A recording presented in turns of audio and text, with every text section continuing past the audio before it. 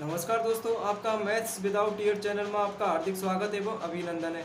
आज हम general science का बेहतरीन टॉपिक ब्लड के बारे में अध्ययन करते हैं। ब्लड इन ह्यूमन बॉडी, मानव शरीर में ब्लड। तो मानव शरीर किससे मिलकर बना होता है? कोशिकाओं से मिलकर बना होता है। तो कोशिका क्या होती है? शरीर की संरचनात्मक एवं क्रियात्मक इकाई को हम क्या कहते हैं? कोशिका कहते हैं। अब कोशिका कहते हैं तो मानव शरीर में रक्त। अब हम रक्त के बारे में अध्ययन करेंगे।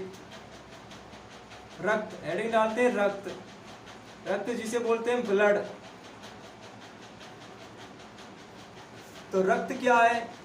रक्त एक तरल संयोजी ऊतक है। रक्त एक तरल संयोजी ऊतक है। रक्त एक तरल संयोजी ऊतक है। रक्त क्या है? एक तरल संयोजी ऊतक है जिसे बोलते हैं ब्लड कनेक्टिव टिश्यू। रक्त की स्टडी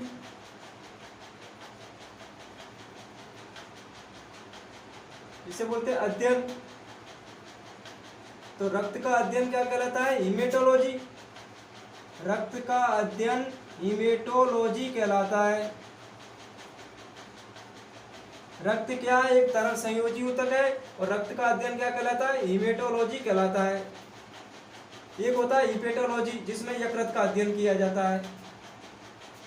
तो रक्त का अध्ययन क्या कहलाता है? हीमेटोलॉजी कहलाता है। रक्त की मात्रा, अब रक्त की मात्रा कितनी होती है?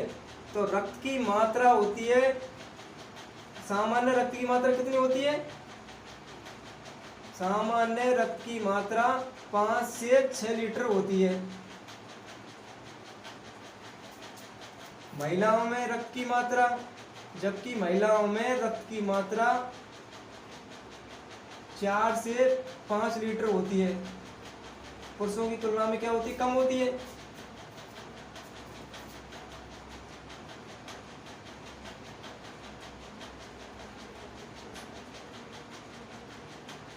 और रक्त का शारीरिक भार,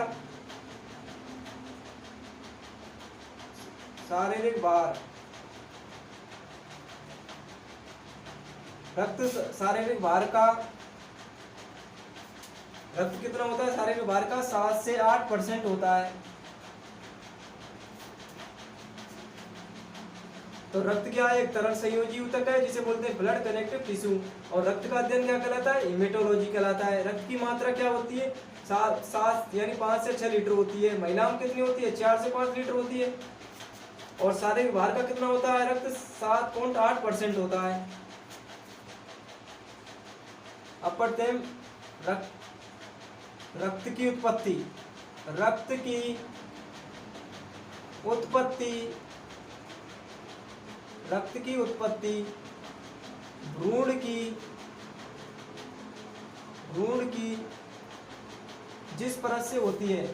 रक्त की उत्पत्ति भ्रूण की जिस परत से होती है, रक्त की उत्पत्ति भ्रूण की जिस परत से होती है उसे हम क्या बोलते हैं? मीजोडर्म कहते हैं। मीजोडर्म कहते हैं। तो रक्त की उत्पत्ति जिस परत से होती है उसे मीजोडर्म कहते हैं। अब नेक्स्ट हम भ्रूण के बारे में बताते हैं। भ्रूण क्या होता है? इसका निर्माण कैसे होता है?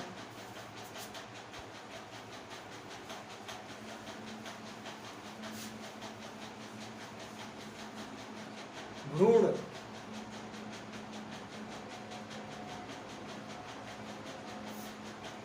तो भ्रूण का निर्माण कैसे होता है? यानी शुक्राणु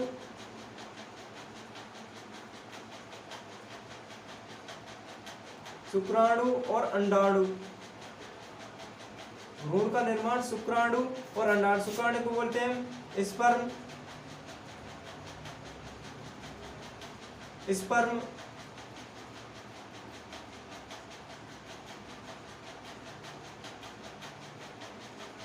और ओवियम, अंडाणु बोलते हैं ओवियम। तो शुक्राणु और अंडाणु, से किसका निर्माण होता है? जाइगोट का निर्माण होता है।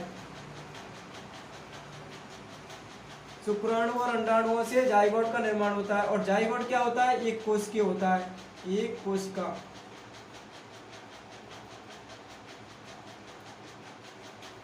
तो शुक्राणु और अंडाणुओं से जाइगोट जिसे बोलते हैं हम युग्मनज, युग्मनज। शुक्राणु और अंडाणुओं से युग्मनज या जाइगोट का निर्माण होता है। और जो कि क्या होता है? एक कोशिका होता है। और एक कोशिका होता है। एक कोशिका से कितनी कोशिका बनती है? 2 कोशिका बनती है। तो सबसे पहले क्या है? मानव शरीर, जो मानव शरीर है किसका मिलकर बना होता है? एक कोशिका से मिलकर बना होता है। क्योंकि शुक्राणु और अंडाणु से किसका निर्माण हो रहा है? जाइगोट। और जाइगोट क्या है? एक कोशिका है। तो मानव का शरीर किस से मिलकर बना होता है? एक कोशिका से। तो मानव शरीर एक कोशिका से मिलकर बना होता है। ये मानव शरीर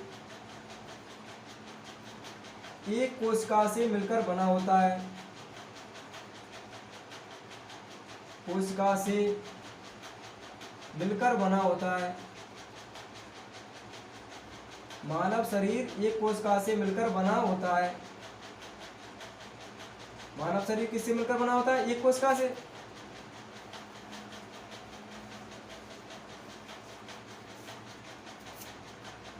अब शुक्राणु और अंडाणु से किसका निर्माण हुआ? युग्मनज का।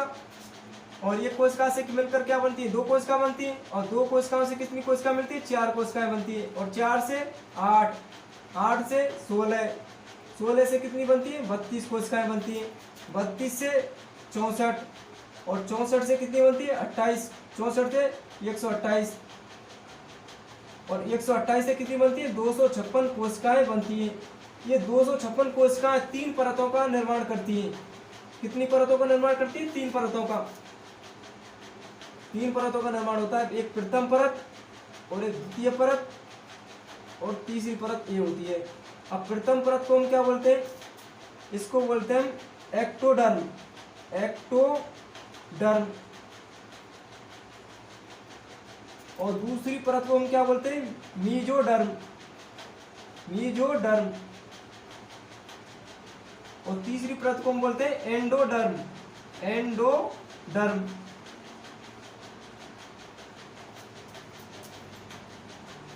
अब जो भ्रूण की उत्पत्ति जिस परत से होती है उसे हम क्या बोलते हैं? मीजोडर्म।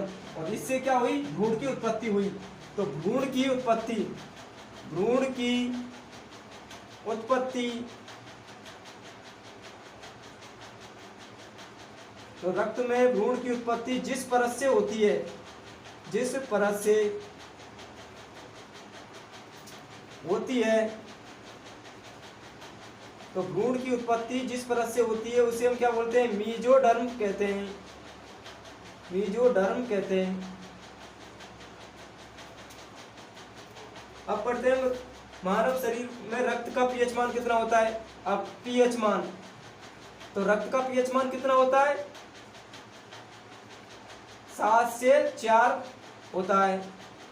तो रक्त का पीएच मान 7 से 4 होता है। और ये क्या होता है? हल्का क्षारीय। 7 पे क्या होता है? उदासीन होता है। और 7 से अधिक है तो क्या है? क्षारीय है। और कौन सा है? हल्का क्षारीय है, जिसे बोलते हैं वीक बेस, वीक बेस यानी हल्का क्षारीय। पीएच स्केल, इसकी फुल फॉर्म क्या होती है? Potential hydride. इसकी फुल फॉर्म होती है पोटेंशियल हाइड्राइड। पोटेंशियल हाइड्राइड इसकी फुल फॉर्म होती है। पीएच स्केल क्या होता है? 0 से लेके नहीं 14 तक। पीएच स्केल क्या होता है? 0 से 14 तक होता है। और 0 और 7 पर क्या होता है? यहाँ उदासीन होता है। 7 पर क्या होता है? उदासीन। और 0 से और 7 के मध्य क्या होता है? ये अम्लीय होता है। 7 से 14 के मध्य क्या होता है? ये क्षारीय होता है।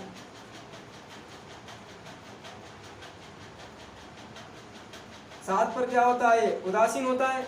यदि पीएच, और इसका पीएच मान कितना है? 7 से 4 है, 7.4 है, मतलब 7 से थोड़ा सा ज्यादा है, इसलिए क्या होगा? ये हल्का क्षारीय होगा। और यदि 7 से और ज्यादा हो जाता है तो क्या हो जाता है? प्रबल क्षारीय। अब पढ़ते हैं रक्त।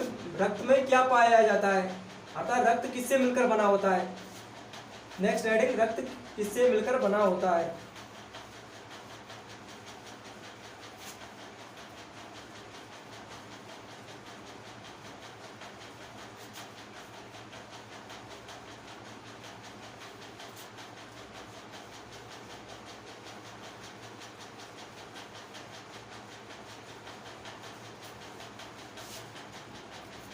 रक्त,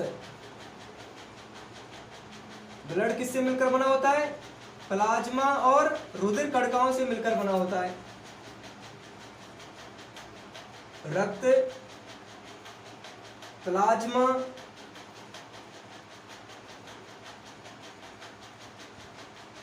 रक्त प्लाज्मा और रुधिर कणिकाओं से मिलकर बना होता है। रक्त किससे मिलकर बना होता है, प्लाज्मा, और किससे मिलकर बना होता है, रुधिर कणिकाओं से। इसे बोलते हैं ब्लड कॉर्पुसल्स, ब्लड कॉर्पुसल्स। तो इसमें प्लाज्मा की मात्रा कितनी होती है, 55% होती है, और जबकि रुधिर कणिकाएं कितनी होती है, 45% होती है। तो रक्त किससे मिलकर बना होता है, प्लाज्मा और रुधिर कणिकाओं से।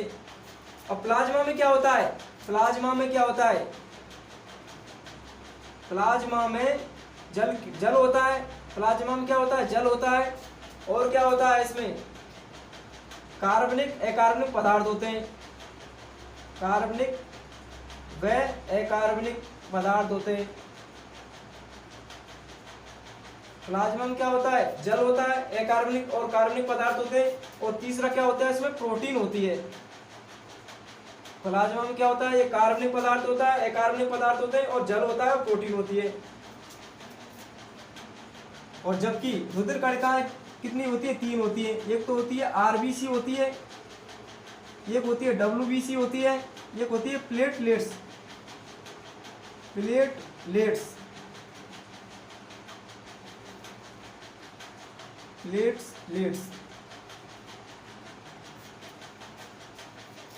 अब प्लाज्मा में जल की मात्रा कितनी होती है, 90 से 92% होती है। प्लाज्मा में जल की मात्रा 90 से 92% होती है। कितनी होती है, 90 से 92% होती है।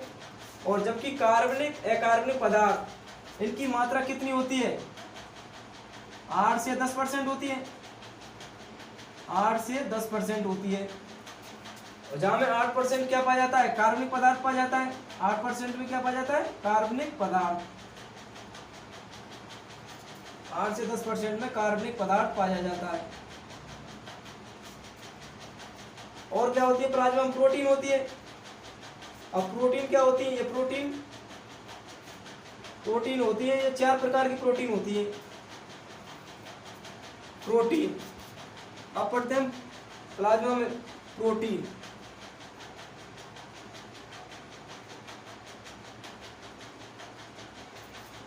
अब पूछेंगे तुम्हें प्लाज्मा में सर्वाधिक मात्रा में पाए जाने वाला पदार्थ है, तो क्या है, सर्वाधिक मात्रा में पाया जाता है, तो जल पाया जाता है, 90 से 92%।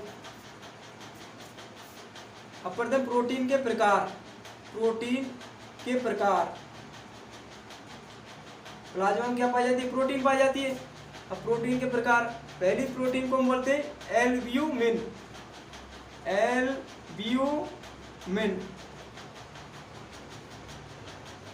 पहली प्रोटीन को क्या बोलते हैं, एल्ब्यूमिन, और दूसरी को बोलते हैं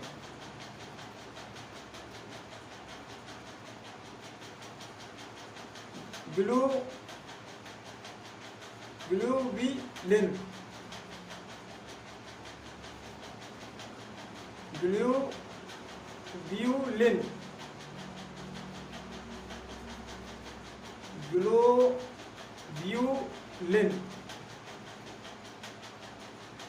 पहली को बोलते हैं एल्ब्यूमिन, दूसरी को बोलते हैं ग्लोब्यूलिन, और तीसरी को बोलते हैं प्रोथ्रोम्बिन।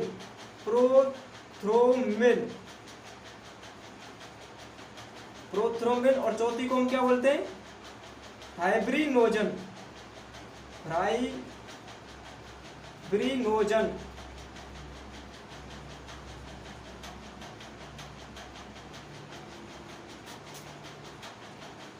फाइब्रिनोजन।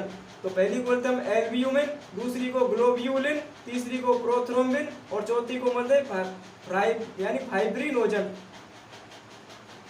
ये क्या होती है? प्रोटीन होती है। प्रोटीन कितनी हमारी? 4 होती है। अब एल्ब्यूमिन है जो कितनी होती है? एल्ब्यूमिन ये पाई जाती है 4% पाई जाती है। और ग्लोब्यूलिन ये कितने प्रकार की होती है? ये 3 प्रकार की होती है।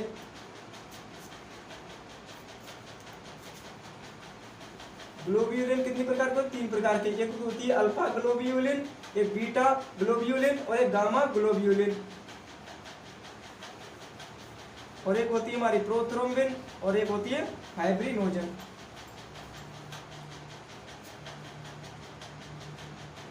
ग्लोब्यूलिन ये होती है 3 प्रकार की। पहली को बोलते हैं अल्फा ग्लोब्यूलिन, पहली को क्या बोलते हैं? Alpha globulin. और दूसरी को बोलते हैं बीटा ग्लोब्यूलिन, और तीसरी को हम क्या बोलते हैं? Gamma globulin.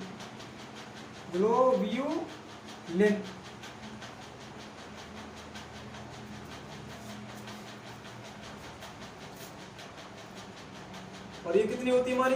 प्रोथ्रोम्बिन ये कितनी होती है? 0.3% होती है। और फाइब्रिनोजन कितनी होती है? 0.3% होती है। और ग्लोब्यूलिन कितनी होती है? 2.5% होती है, 2.5% होती है। अब एल्ब्यूमिन इसका कार्य क्या है? एल्ब्यूमिन इसका कार्य है, एल्ब्यूमिन का कार्य है परासरण दाब को बनाए रखती है। परासरण, एल्ब्यूमिन का कार्य परासरण दाब को बनाए रखती है, परासरण दाब को बनाए रखती है। ये होती है हमारी। और ये ग्लोब्यूलिन, इसमें अल्फा ग्लोब्यूलिन, ये क्या करती है? अल्फा ग्लोब्यूलिन जो कि फेरस का परिवहन करती है। किसका परिवहन करती है? फेरस का परिवहन करती है। और ये बीटा ग्लोब्यूलिन, और बीटा ग्लोब्यूलिन किसका परिवहन करती है? यानी कॉपर का परिवहन करती है। कॉपर का परिवहन करती है। और एक हमारी गामा ग्लोब्यूलिन। अब गामा ग्लोब्यूलिन क्या होती है? एक एंटीबॉडी के निर्माण में सहायक होती है, यानी प्रतिरक्षी पदार्थों के विकास में सहायक होती है। प्रतिरक्षी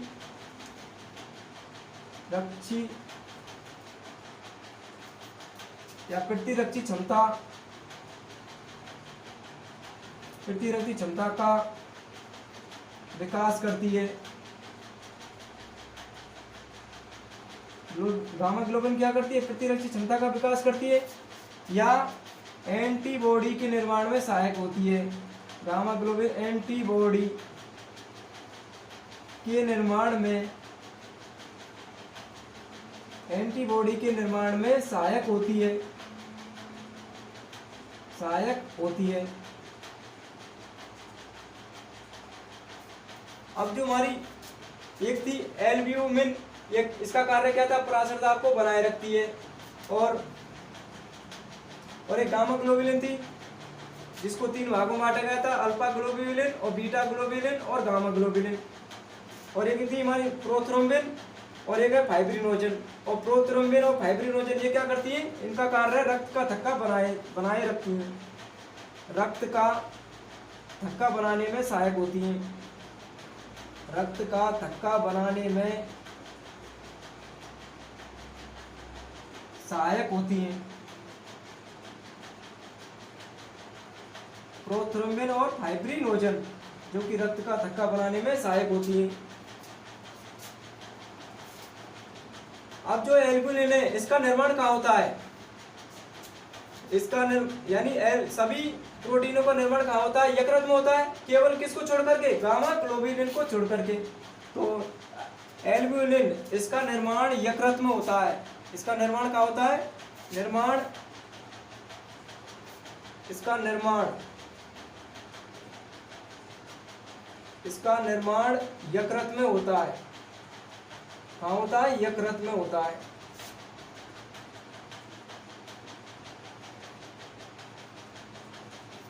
और जबकि ये ग्लोबिलिन, इसका निर्माण कहाँ होता है? अल्फा ग्लोबिलिन और बीटा ग्लोबिन का निर्माण कहाँ होता है? यकृत में होता है। इन दोनों का निर्माण कहाँ होता है? यकृत में होता है। और इसका निर्माण, और केवल किसको छोड़ करके? गामा ग्लोबिलिन, इसका निर्माण कहाँ होता है? लिम्फोसाइट में होता है। कहाँ होता है? लिम्फोसाइट, लिम्फोसाइट में होता है।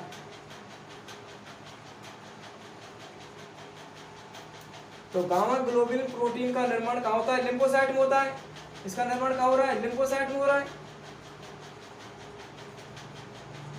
इसका निर्माण कहाँ होता है? लिम्फोसाइट में होता है। और फाइब्रिनोजन और प्रोथ्रोम्बिन, इनका भी निर्माण कहाँ होता है? यकृत में होता है। इनका निर्माण भी क्या हो रहा है? यकृत में हो रहा है। तो नोट लिख लेते हैं, नोट,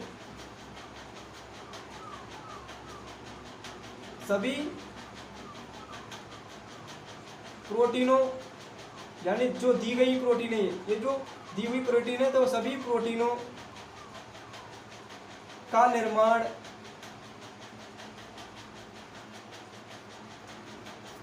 यकृत में होता है, जिसे हम क्या बोलते हैं? लीवर। केवल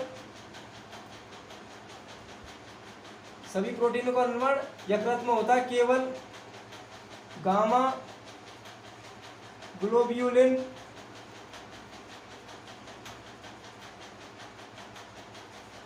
को छोड़कर, केवल गामा ग्लोब्यूलिन प्रोटीन को छोड़कर के इन सब का निर्माण कहाँ होता है? यकृत में होता है। और गामा ग्लोब्यूलिन का निर्माण, इसका निर्माण, इसका गामा ग्लोब्यूलिन का निर्माण कहाँ होता है? लिम्फोसाइट में होता है। लिम्फोसाइट में।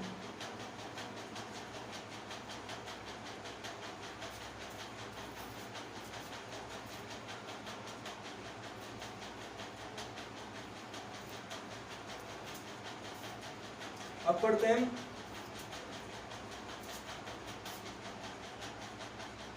एल्बुलिन है वो, इनका नंबर कहाँ होता है? यकृत में होता है।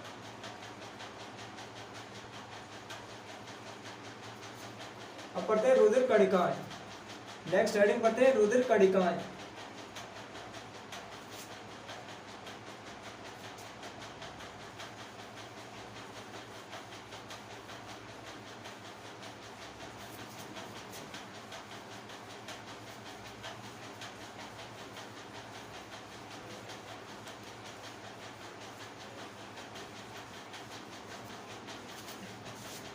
रुधिर कणिकाएं, रुधिर कणिकाएं, जिन्हें हम क्या बोलते हैं? ब्लड कर्पुसल्स, कर्पुसल्स, रुधिर कणिकाएं या ब्लड कर्पुसल्स। अब रुधिर कणिकाएं किससे मिलकर बनी है? हमने पढ़ा था, एक तो आरबीसी पाया जाता है इसमें, और एक का पाया जाता है डब्ल्यूबीसी पाया जाता है, और एक क्या पाई जाती है? इसमें प्लेटलेट्स पाई जाती है। आरबीसी, अब हम हेडिंग डालते हैं आरबीसी। आरबीसी जिसे हम क्या बोलते हैं? Red blood कर्पुसल्स।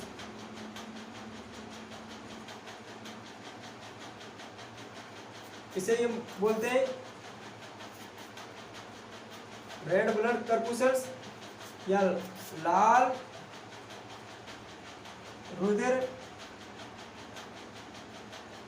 कणिकाएं।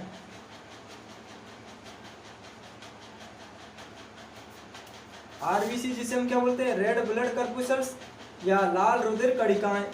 अब लाल रुधिर कणिकाएं और इनका अन्य नाम क्या हुए? इनका अन्य नाम होता है, जो वैज्ञानिक नाम जिसे बोलते हैं इरिथ्रोसाइट।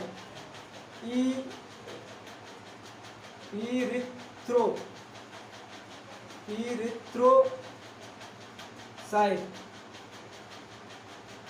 इसे हम क्या बोलते हैं, इरिथ्रोसाइट भी बोलते हैं। तो आरबीसी को हम क्या बोलते हैं, इरिथ्रोसाइट बोलते हैं।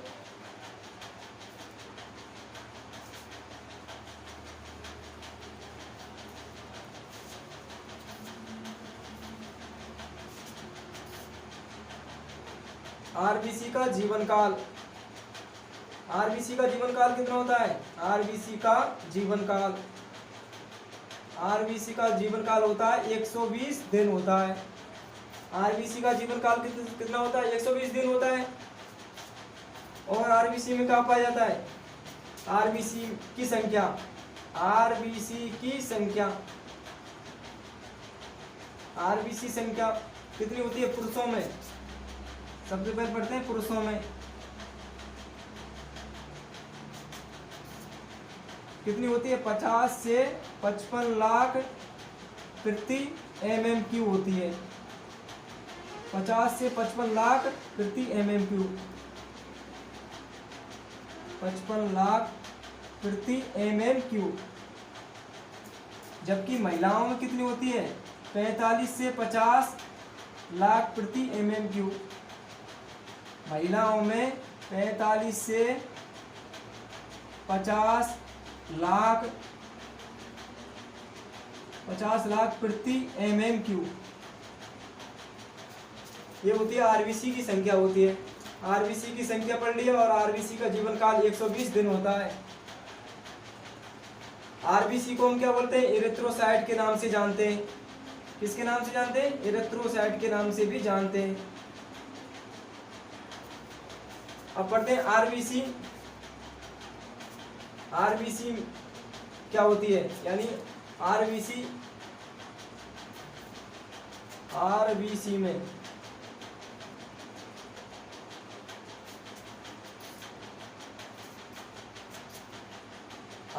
में यानी वर्टिब्रेट, आरबीसी में वर्टिब्रेट, आरबीसी में क्या ना पाया जाता है, केंद्रक नहीं पाया जाता है। आरबीसी में केंद्रक नहीं पाया जाता है। आरबीसी में क्या नहीं पाया जाता है, केंद्रक नहीं पाया जाता है। तो मैमल्स वर्ग में आरबीसी में केंद्रक नहीं पाया जाता है। लेकिन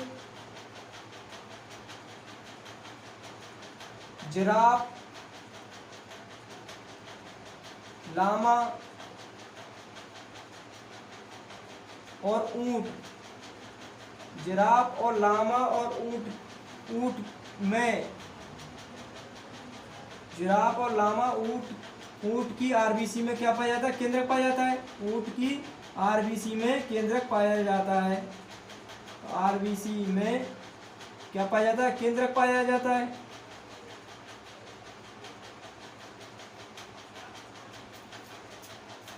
लेकिन जिराफ और लामा और ऊंट में क्या पाया जाता है, आरबीसी में क्या पाया जाता है, केंद्रक पाया जाता है।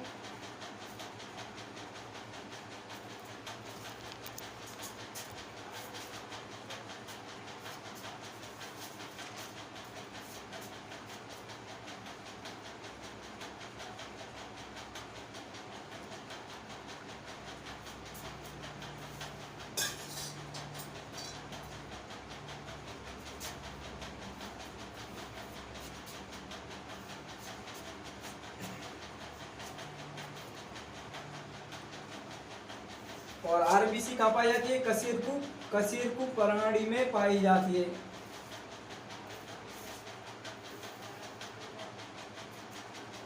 आरबीसी केवल कशेरुकी प्राणी में पाई जाती है। आरबीसी किस में पाई जाती है, कशेरुकी प्राणी में पाई जाती है। अब कशेरुकी प्राणी कितने होते हैं, 5 होते हैं कशेरुकी प्राणी, जिन्हें बोलते हैं वर्टिब्रेट। नेक्स्ट पढ़ते हैं हम कशेरुकी प्राणी।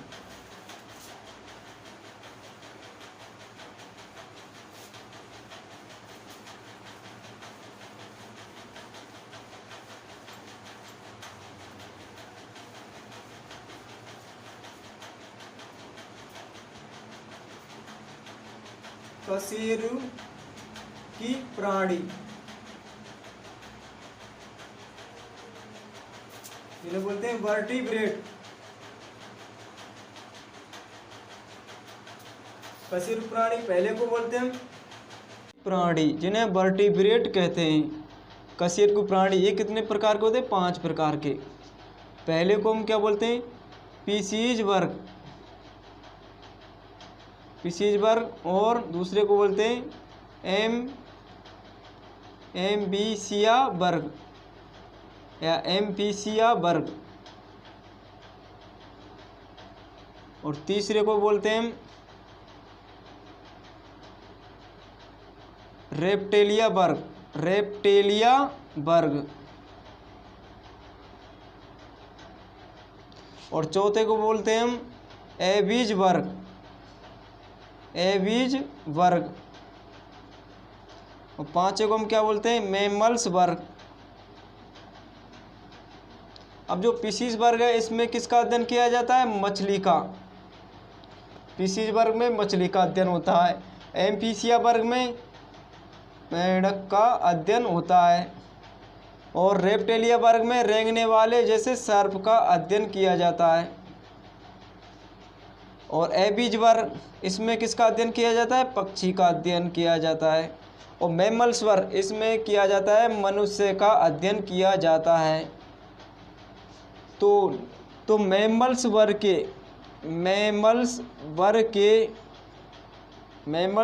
के जंतुओं में, मैमल्स वर्ग के जंतुओं में आरबीसी, मैमल्स वर्ग के जंतुओं में आरबीसी नहीं पाई जाती है, नहीं पाई जाती है।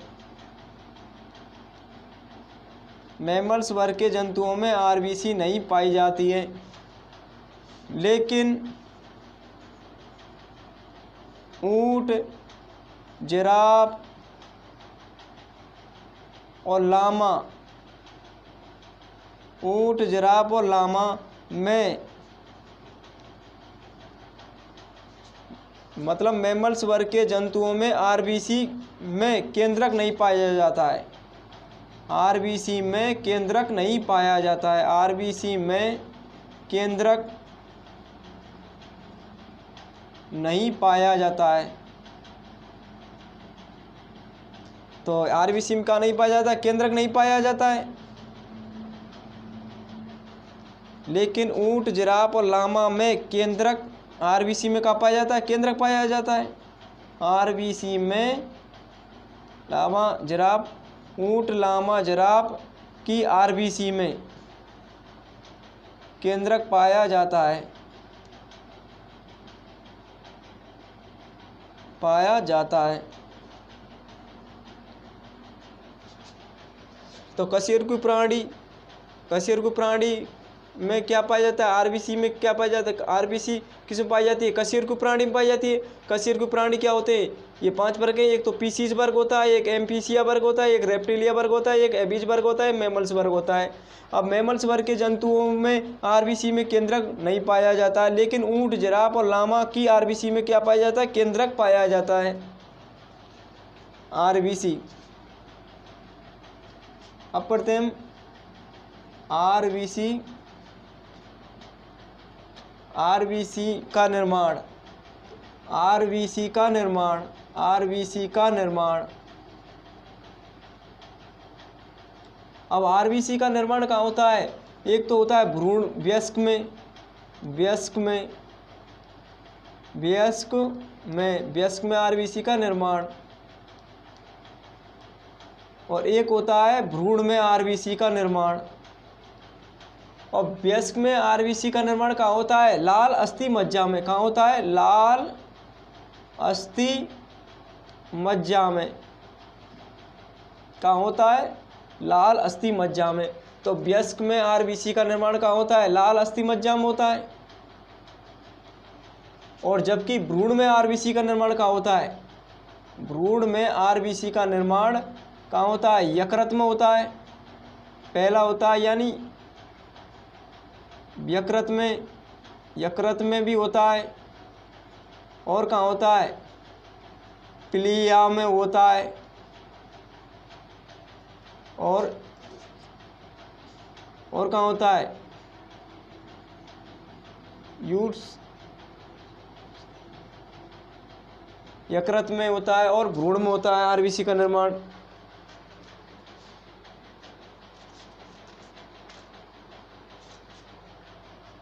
और कहाँ होता है, योग सेक में होता है। कहाँ होता है, योग सेक में।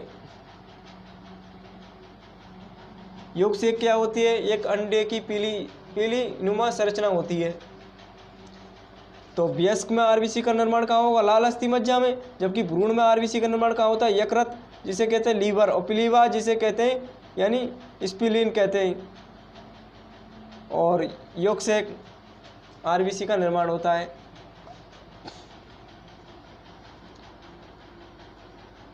अब पढ़ते हैं WBC यानी श्वेत रुधिर कणिकाएं।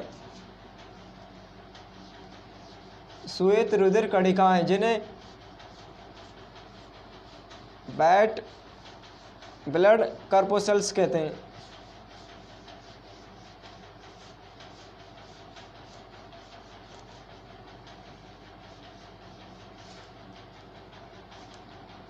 WBC जिन्हें क्या बोलते हैं, व्हाइट ब्लड कॉर्पस्कल्स यानी श्वेत रुधिर कणिकाएं, इन्हें कहते हैं। इनका वैज्ञानिक नाम क्या है, ल्यूकोसाइट।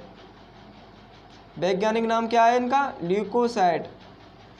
WBC यानी व्हाइट ब्लड कॉर्पस्कल्स यानी श्वेत रुधिर कणिकाएं, और वैज्ञानिक नाम क्या है इनका, ल्यूकोसाइट। WBC का जीवन काल, अब इनका जीवन काल कितना होता है, यानी 2 से 7 दिन होता है। यानी 2 से 7 दिन होता है, और कुछ मतलब इनका 9 या 9 से कम हो सकता है। तो लगभग इनका कितना होता है, 2 से 7 दिन होता है। WBC की संख्या, तो WBC की संख्या कितनी होती है, यानी 5000 से 11000 प्रति mm³ होती है। तो WBC की संख्या कितनी होती है, 5000 से 11000 प्रति mm³ होती है। WBC 2 प्रकार का होता है। WBC कितने प्रकार का होता है, 2 प्रकार का। एक तो होता है कणिका में, और एक होता है अकणिका में। अकणिका में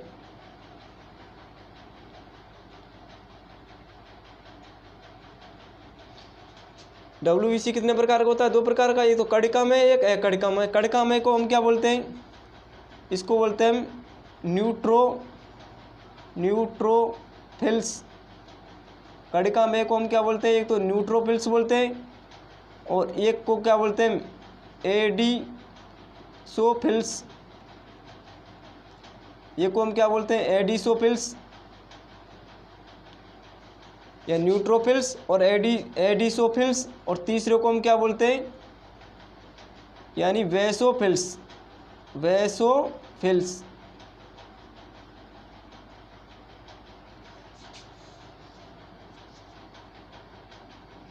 और एडिसोफिल्स को हम क्या बोल सकते हैं, एसिनोफिल्स।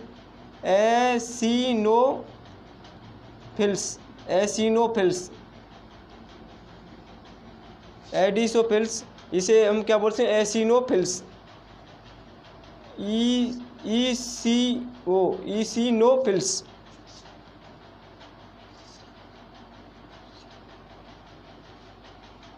एसिनोफिल्स। और अकणिका में इसे हम क्या बोलते हैं, लिम्फोसाइट, और एक होती है मोनोसाइट। इसे बोलते हैं अकणिका में को मोनोसाइट, और सेकंड होती है इसमें लिम्फोसाइट।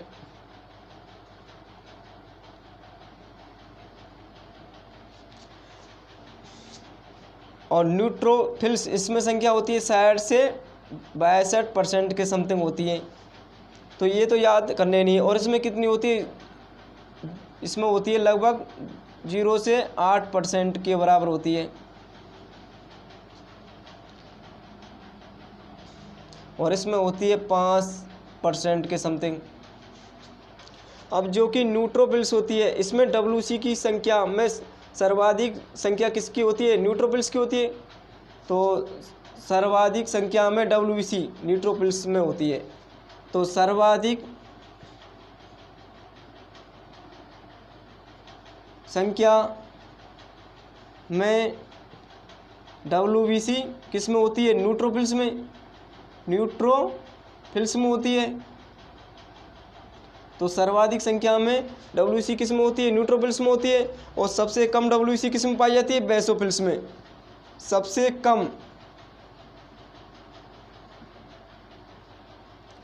कम WBC किस में पाई जाती है, बेसोफिल्स में, बेसोफिल्स में। सबसे कम संख्या किसकी पाई जाती है, बेसोफिल्स की। सबसे कम संख्या WBC में किसकी पाई जाती है, बेसोफिल्स की पाई जाती है। और तीसरी कंडीशन, सबसे बड़ी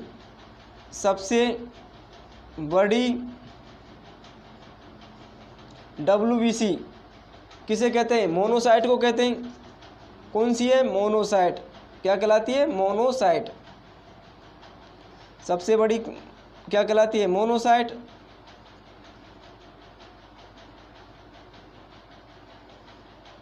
तो सबसे बड़ी WBC क्या कहलाती है, मोनोसाइट। और सबसे छोटी मोनोसाइट, इसे क्या बोलते हैं हम, सबसे छोटी WBC।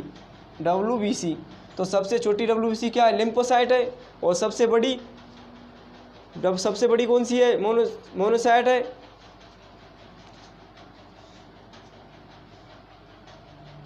और लिम्फोसाइट ये कितने प्रकार की, 2 प्रकार की होती है। एक को बोलते हैं हम बीटा लिम्फोसाइट, एक तो होती है बीटा लिम्फोसाइट में होती है, एक होती है टी लिम्फोसाइट होती है। अब टी लिम्फोसाइट क्या होती है, 2 प्रकार की होती है। एक होती है T4 लिम्फोसाइट और एक होती है T8 लिम्फोसाइट। अब जो T4 लिम्फोसाइट है, इसका एडस में इसमें एडस के समय इसकी क्या हो जाती है, कमी हो जाती है। T4 लिम्फोसाइट की क्या हो जाती है, कमी हो जाती है। अब पढ़ते हैं और एडिसोफिल्स, एलर्जी के समय एडिसोफिल्स होती है जो एलर्जी के समय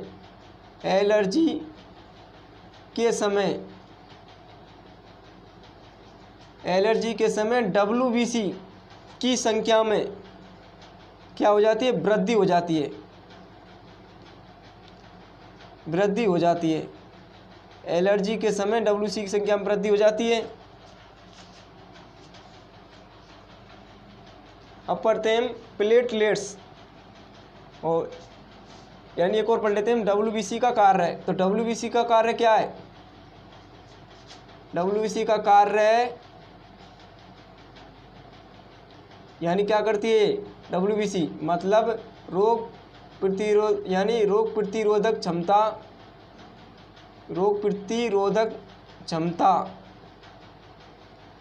प्रतिरोधकता की